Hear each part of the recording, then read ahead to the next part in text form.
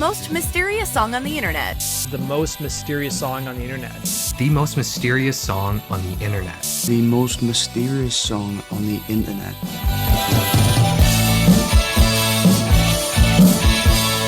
On the internet, you can find everything, to videos, music, and memes,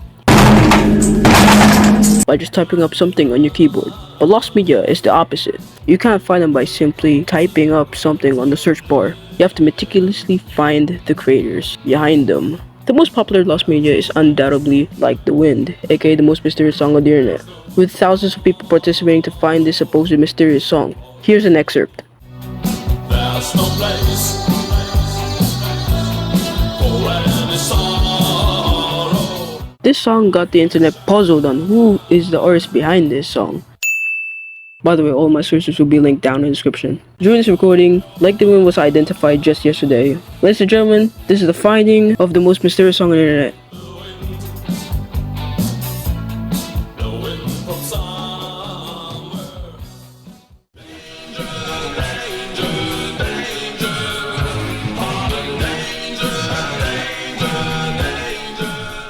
To give context of Like the Wind and how it became the most mysterious song on the internet that would puzzle everyone, in the 1980s, Darius made a mixtape named Unknown Pleasures, with songs he couldn't figure out who the artist or artists behind them. As time passes, he'd slowly forget the mixtape. Until in 2004, when they stumbled upon their mixtape with unidentified songs. Eventually, over time, the songs on the mixtape are identified because his sister gave him a website domain to spread awareness to his unidentified songs in his mixtape, thanks to her being on forums. But one remained unidentified, a song he nicknamed Like the Wind.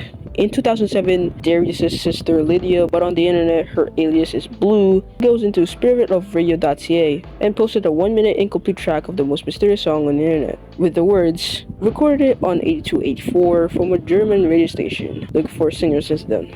As soon as she clicks enter on her keyboard, she didn't know she just started a famous search that puzzled everyone that participated in the search for the song. It didn't really take off at the start, but it got the attention to some people. At the start of the search, people in the comments kept mistaking other bands to be the author of Like the Wind because their vocalists sound the same, but it was quickly dispelled by other smarter people, like the band Metro Decay, an artist named Dietmar Kohler, and most importantly, Status Emotion. Remember them, they'll be important later. Nothing really happened to the search in this time period, then it just fell off of obscurity, never to be heard again due to disinterest. Many people who joined the search early on just left because of the same thing, slowly getting disinterested of the search. But one man in particular isn't gonna let the search hanging and stay cold. In 2019, a guy named Gab Gaskins, aka Gabriel Vieira, stumbled upon Blue's post on the Spirit of Radio, and he was interested in the search. He's so interested, in fact, he posted on different subreddits, spreading awareness about the most mysterious song and hoped to be identified, like the Vaporwave sub, the 80s sub, the Name That Song sub, even the movie sub. That's how community he is. His post read, I've posted about this many times here on Reddit, but I've never received any real information about it, and no one has been able to identify what song is that. It's been 13 years of searching, and so far no information has been discovered. Do you recommend something for me to do? It would be great if some YouTuber did some video investigating in this mystery. After all, many people are looking for this song. If you're interested in this mystery, please read the description of the video to learn more. Thank you. At the same time, Gabe made a subreddit that dedicates finding TMMS. Now we'll abbreviate some words because I'm tired of writing the most mysterious song or Like the Wind on the script 100 times. Instead of calling it the most mysterious song, I'll instead call it TMMS. And instead of saying Like the Wind, I'll say LTW. Pretty self-explanatory. When Gabe made the subreddit, the search for the song gradually becoming popular, with as many people will have active leads, a bigger team to find the song's author, and a chance to find the right person that knows the author of the song. And because it took off, many YouTubers are now covering the most mysterious song on the internet, like Pezzo. In 2019, a user on Reddit posted about a bizarre song that would later turn into one of the greatest internet mysteries of all time. According to the poster, it used to play on a German radio station in the 1980s, and had a new wave punk style. Despite the involvement of large online communities like Reddit, and dedicated efforts by music enthusiasts, the song's origins remained unknown. Chill Fuel, All Things Lost, me, and Wang with this 4-part series. Shake it out, but the sun will never shine.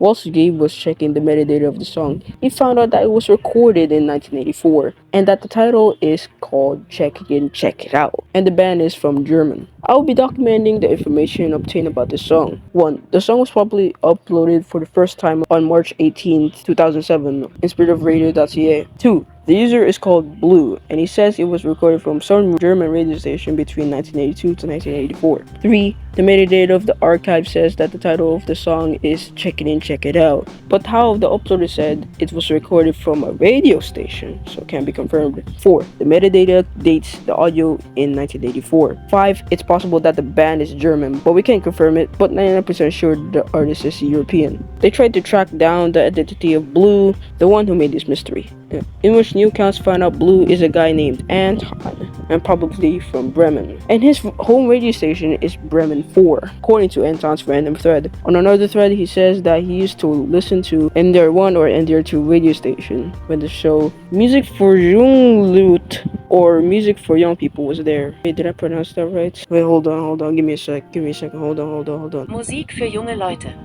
Let's go! They found out the DJ who hosted Music for Young People, a guy named Paul Baskerville. Gabe contacted Paul and no response. At the same time, the full version of TMMS is found and posted to YouTube. This upload alone has 8 million views, but it got privated just recently in 2024. But it got reinstated in 2034 just recently. Apparently, the person who posted the extended snippet had downloaded the song on the year 2007. Coincidentally, that's the same year Blue made her post. Gabriel Vieira finally got a message by Paul. Paul said that he was at an holiday at the moment, which meant he can't play it on his radio station until he went back home. When he came back home, he'll play an excerpt of the song to see if a listener can recognize it and come forward. He said that the listenership of his radio station averages 50,000 people. Paul also got Gabe to get into contact with the archivist of the radio station, named Bear Ball. But unfortunately, she too doesn't know the song. She has hundreds of cassettes, so we can't expect Bear Ball to spend hours, days, or even weeks to find the song, which is tiring. Paul said that he'll have a look at his vinyl collection with about 10,000 of them from the 1980s, which is also tiring.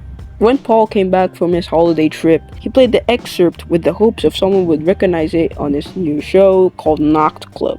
So, ich bin in letzter Zeit von Menschen aus verschiedenen Ländern angeschrieben worden, zum Beispiel aus Brasilien beispielsweise und auch aus Amerika. Und weil diverse Menschen versuchen, ein Lied auf YouTube zu identifizieren, das von einem gewissen Anton in Bremen gepostet wurde.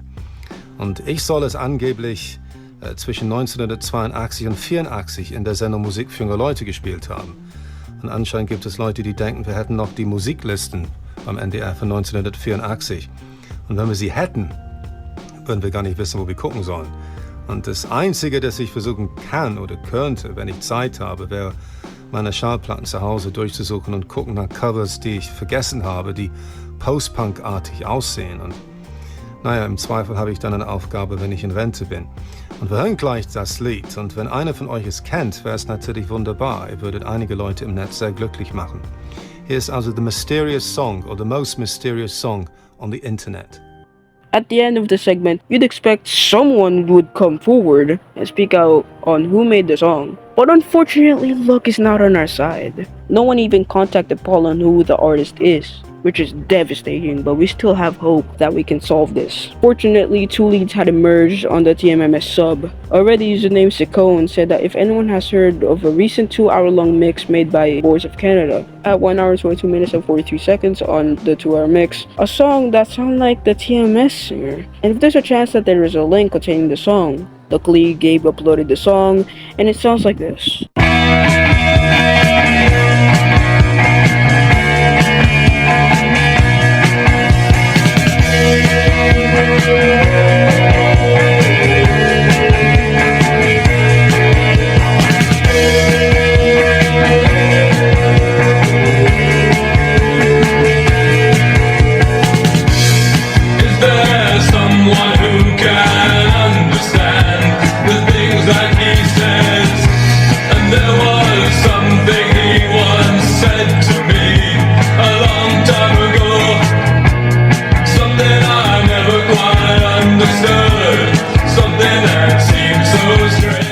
The guitar in the beginning sounds eerily similar to LTW.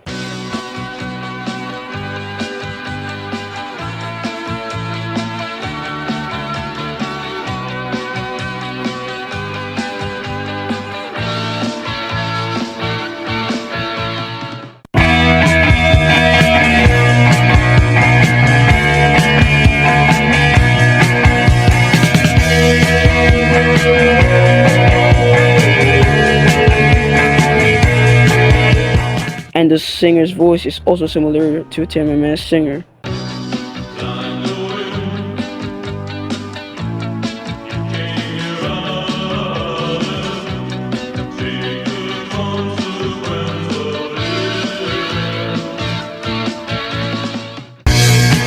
There's someone who can understand the things that he says. And there was something he once said to me a long time ago. Remember Anton, the dude who made this entire thing? The one named Blue, quote unquote. Well, sorry to confuse you guys, but Anton is Lydia, Darius' sister. What the fuck?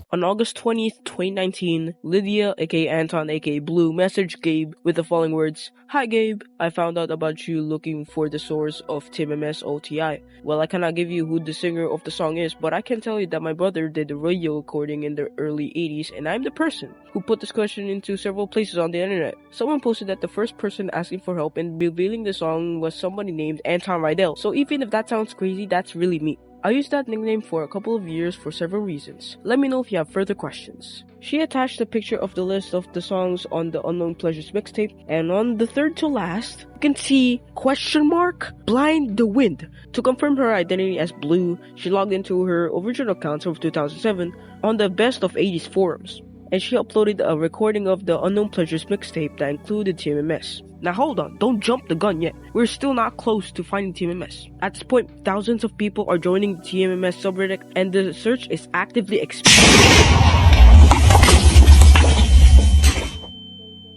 With it being actively expanding, various articles of TMMS popped up on the internet. Even countless of radio stations are playing it with the hopes of someone would recognize it and come forward, but to no avail.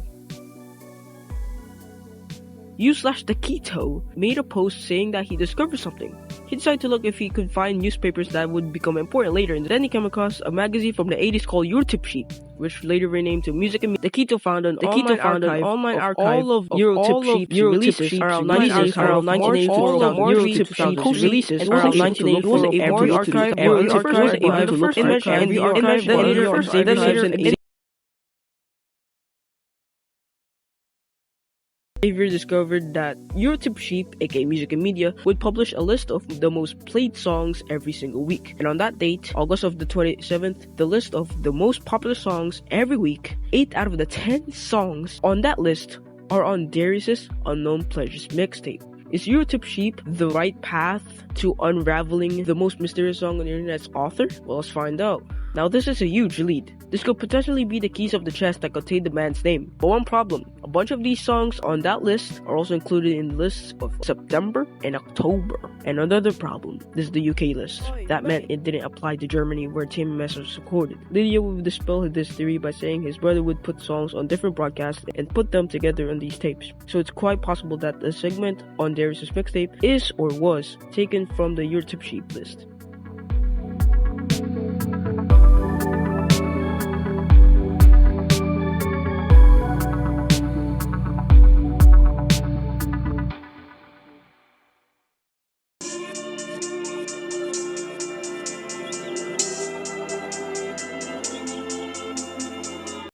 A user named FlexoMobile made a post on how he obtained the 1984 song list from Paul Basketball's show Music for Young People by asking NDR to get the list from Paul Basketball's show. Somehow they sent the list on his show from 1984. FlexoMobile was reading the Rolling Stone article about TMMS made in 2019. It mentions an NDR archivist found 21 recordings of Basketball's old shows. The archivist was listening back to his shows and looking to the playlist, which caused FlexoMobile to send an email to NDR that read, "Hello, my name is FlexoMobile, and I'm an independent researcher working collaboratively with other researchers to find a particular song that was played on one of the NDR radio stations between 1982 to 1984. You may have been contacted previously or be familiar with the search. The song has been dubbed TMMS. and has been featured in several mainstream American, German, and Australian publications. To provide some small background, a teenage Wilhelm shaven boy enjoyed creating mixtapes of songs he recorded from the radio onto cassette tapes. He typically would record artists and the song name, but there were several songs for which no information was recorded, and you read the rest. Thank you in advance for your assistance. Respectfully, Flexin Mobile. 2 hours later, India responded back to Flexin Mobile and sent all of Baskerville's logs to Flexin Mobile, with a full list of every song played on his show. Unfortunately, there are no recordings, but at least we have the logs. Meatball 132 manually checked and found that TMS was not there. Some people are skeptical that this list given by NDR is real. Understandably, because LTW is the biggest target for hoaxes. Lydia had gone through the list to prove that this list is real. Lydia checked to see one song that there is recorded 100% and knows that Paul played it. And lo and behold, it was there. She didn't specify what song it is, but it is there. But it's not TMS, don't get hyped. And almost all of the songs in the list are on YouTube, with some barely cracked 300 views. Lydia mentioned that Paul is not the only DJ on the show. When Lydia spoke to Paul mentioned another DJ on the show named Stefan Kuna, and mentioned TMS matched with Stefan's music taste. But sadly, Stefan passed away a few years ago. But turns out there's another DJ from the show, Gert Timberman. The NDR archivist said that not only these DJs are on music reupload, there are a couple more DJs that are on the show. Days later, the NDR archivist responded with new playlists from 11 of the DJs that worked on the show, including Stefan's playlist. But unfortunately, they didn't find TMS on these playlists. Flexin Mobile once again contacted NDR for more playlists from Baskerville's show from 1984. Until a huge lead popped up, and even declaring that the mystery is found. Is this it?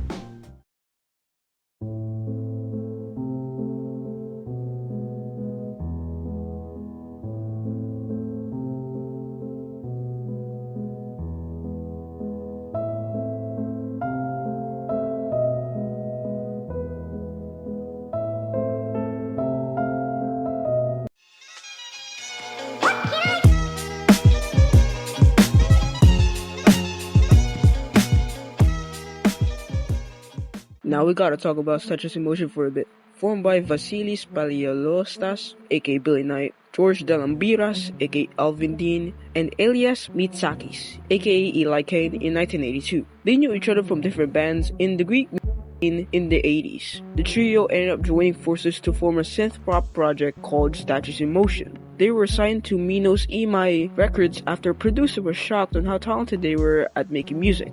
But it all came down when a financial dispute ensued, and it happened regularly, which caused their album not being released until a year and a half later on December of the 25th, 1983, even though they finished the album in mid-1982. Despite it sounding good, like it's literally on my playlist on Spotify, the band split up and went into their own directions due to fights with the record label when the album came out. And the singer, Alvin Dean, sounds like the singer from TMS.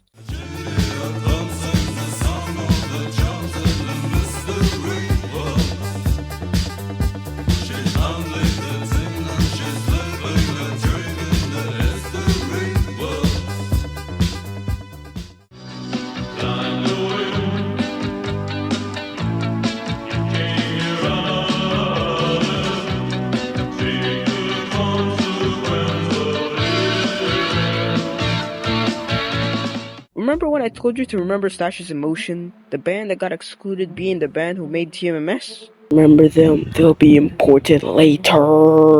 Well, they appeared again, but this time people believe that this was the band that made TMS, with their similar monotone bass voice. Well, they have a lost media about a re-recorded song called Pinky Complex, but that is not important. Gabriel Vieira contacted the members of Statues in Motion, and one of them is Billy Knight. Gabriel got in contact with Billy, and he said that he formed Statues in Motion, basically saying he was the brains of it all. He wished he could help, but he couldn't for some reason. Valenlipes, who uploaded the entire Sim EP, a user named Hostile, commented on the video saying LTW is an unreleased song. Valenlipes replied, "As far as we know, LTW has nothing to do with Sim. We asked personally to members of the band, and Billy Knight said he never heard of it before." Therefore, Sim was off the drawing board. Camspiracy got into contact to Billy after the Sim lead was disintegrated because it's confirmed that they have nothing to do with it. This time, Billy got a completely different response. When Cam DM'd Billy, he said the song was one of the 2 songs that didn't make it to the album, those being Pinky Complex and LTW. When Cam mentioned LTW, he gives in and said it was by him. He said there wasn't any title cause it didn't make it to the album. He claimed the song was recorded in 1982, but that's basically impossible. When you listen to LTW, at the end, a synth can be heard at the end for the outro, and that synth is widely believed to be the Yamaha DX7, which they sound similar to one another.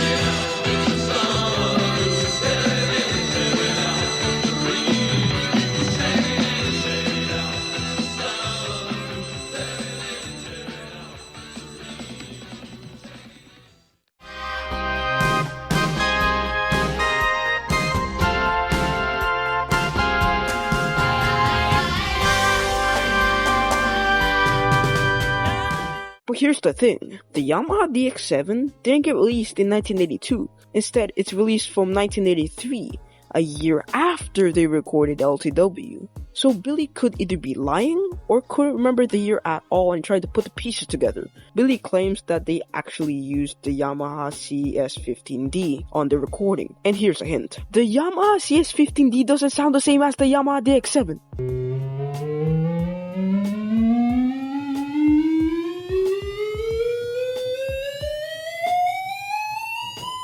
Camspiracy tracked down the person who invented the Yamaha DX7, and his name is John Chowning, who is 86 years old, 89 years old now. He responded that his ears are no longer up to the task because he thinks his ears couldn't handle it, and he suggested Cam to contact Don Lewis, who was very much involved in the creation of the DX7, and he's a master performing musician. Good luck and best wishes. Cam contacted Don Lewis, but he isn't really sure, and it's difficult to hear. Camspiracy interviewed Billy Knight for 12 minutes. When asked about the Sim EP and the 2 unreleased songs, it magically went from 2 unreleased songs to 5 unreleased songs. And when Cam asked Billy what is the name of those extra 3 songs that didn't get released, he said Pinky Complex, Broken Dreams, and LTW. Why and how it never made it to the album? He said there is no more space for the LP. So we made it in 82. Maybe 2. And in 1982, there was no space in the album for this and another 4 songs. So it's excluded them. But seems like music has a way of getting around, you know?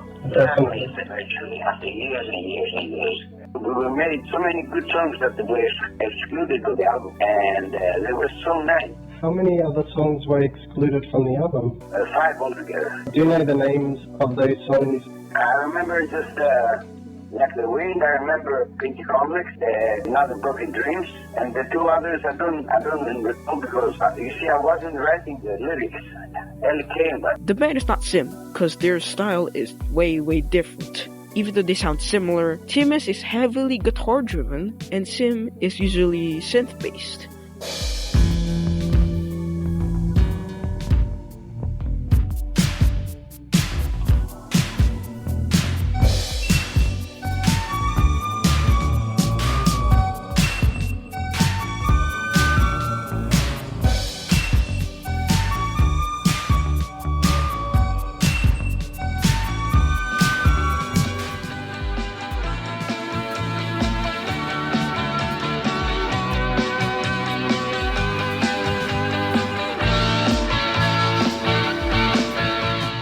One member in Sim, Alvin Dean, is indeed the vocalist of Swim. Allegedly, he had another project after the band dissolved, but he also had another project before Sim was created. In 1980, Alvin created a band called Homicide. He was the vocalist and guitarist on Homicide, and Alvin do sound like the singer of LTW, and Billy quote-unquote confirmed he made LTW. Okay, and do you know who sang that song? He did. Oh, he did. Who did? That's definitely Alvin. Nobody else. Nobody else can hear his voice in the first place. Definitely, I agree. His voice is just like a signature, you know.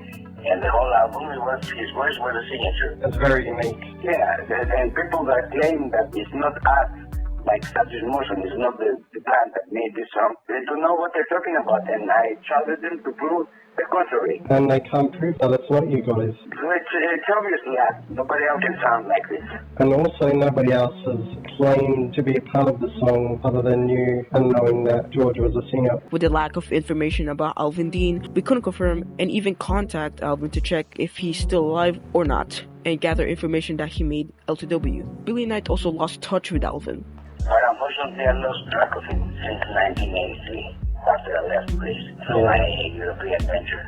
We couldn't play here anymore, you know, because first of all, the PNR guy from the record company I was in, it took about a year to release the song, the whole album. And then we got all fed up with the situation. I got sick listening to my own songs over and over again without being released, you know? So I was very displeased with dissatisfied with the whole situation. This is devastating. Our most important person in the search went missing after Sin got disbanded. Now we couldn't confirm Billy's story because Alvin is literally missing. He could be out there somewhere, hidden in plain sight. Or he is in heaven now. But on the record label's website, on the self-titled album, it said that Alvin joined his creator and is no longer with us. It translated, George Dallambrias, aka Alvin Dean, is no longer among us, according to Vasilis. He dedicates this reissue to him. Good job, he says.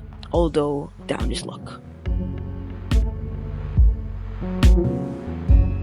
There's no place for any song.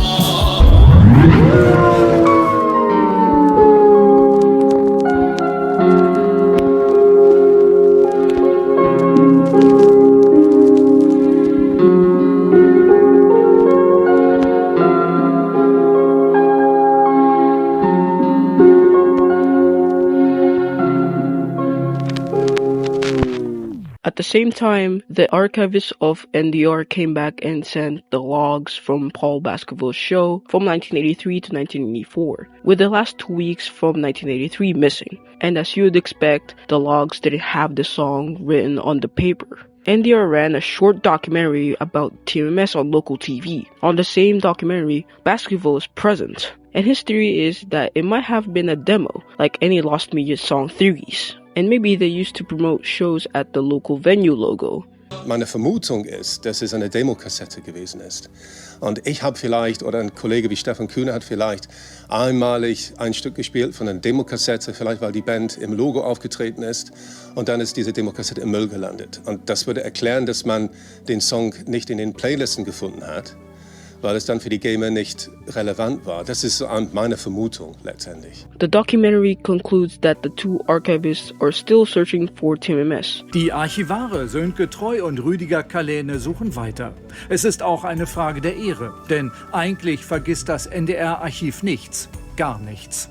Und vielleicht kommt doch noch Licht ins Dunkel dieses äußerst mysteriösen Falls. In 2022, NDR is still setting playlists from other shows, like Knocked Club and Dirt Club. But hope is not lost because in some of the playlists, some bands are labeled as amateur band, meaning some of them could have possibly made LTW, but the bands had almost no information. The search for the song took a turn when Ronnie Iraq, aka Ronnie Rocket, claimed that the song was made by his band Chuspe. It said that it was co-written by him and the vocalist Christian Brandy, whom unfortunately passed away. But it turns out they didn't make the song, because Chuspe doesn't sound like TMS's style. Even their demo sounds different to TMS's style. But they have proof that they could have wrote the song. He had a lyric book, and one of these pages, it aptly titled Like the Wind. So are they the band that made TMS? Well, no, they did not. because, as mentioned earlier, they sound different. And there's an air of distrust that Chuspe created the song, because Darius found an article from 1986 about Ronnie claiming covers by random people as his own original music. So Chuspe is out of the drawing board. On the 1st of November 2021, Lydia stumbled upon 80 mixtapes from the 80s on her house. She knows about these tapes but thought it's long gone. She listened to the extra 18 tapes, and upon listening to the last tape, she heard this.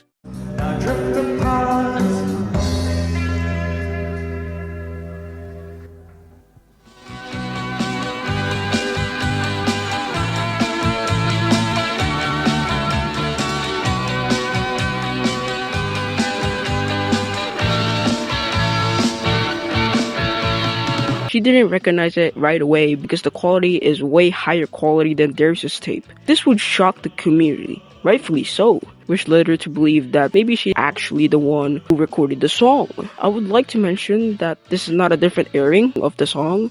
This is the original airing with better sounding quality. And after that, no more major discoveries has been made. 1 month later, in August of 2023, a band LTD5 and their song Farewell was believed to be the song because they had the same runtime as LTW. And it's also a demo, so this could be promising. But unfortunately, while they were attempting to find the band, nothing came up. Another lead is 19 Amsterdam, where they posted a video of them reuniting and playing their song that sounds like TMS.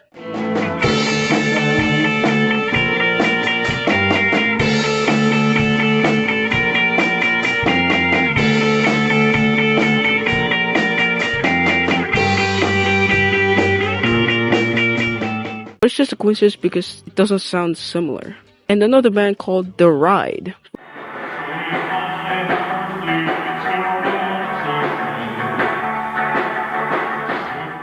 But the lead became dull as time passes. Shake it in, shake it out, but the sun will never shine. Paranoid anyway, in the subways of your mind.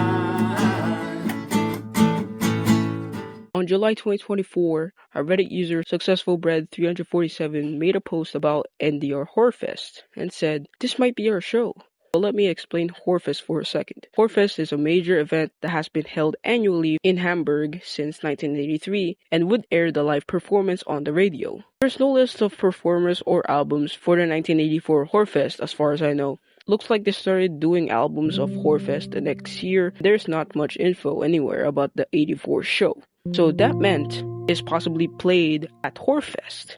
And boom, we have the list of local bands that played on Horrorfest. They meticulously checked the band and most importantly, the band members. And it sure paid off. At the time of this recording, yesterday, user MaryJane1412 posted on TMS subreddit saying, TMMS is found. It's called Subways of Your Mind by Vex.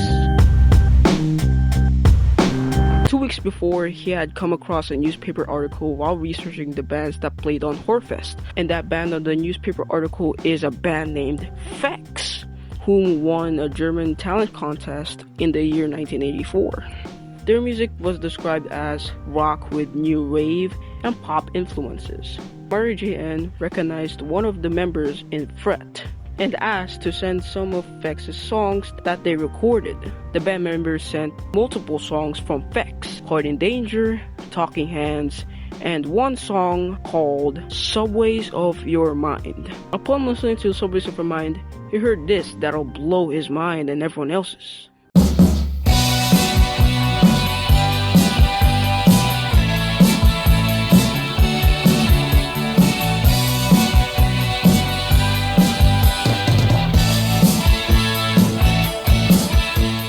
It is TMMS. He can't believe it. He beat the final boss of Lost Wave. He identified the song no one can ever identify. 20 years of hope, determination, and hard work to find the song. He is the chosen one. He beat the game. He rushes over to Reddit and told everyone that the song name is Vex Subways of Your Mind, which led to the post being created. After this, members from Vex got interviewed by NDR about the song. They didn't know that their song from 40 years ago was well known for it being mysterious. Vex provided 2 extra songs they made when they're still together as a band. a song named Jenny, and Gold Rush, which both songs are a phenomenal listen. I would recommend listening to it. They also performed the acoustic and unplugged version of Subways of Our Mind at NDR, in which I honestly prefer the acoustic version than the approved version, and thus concludes the 20-year-long hunt for the Most Mysterious Songs author.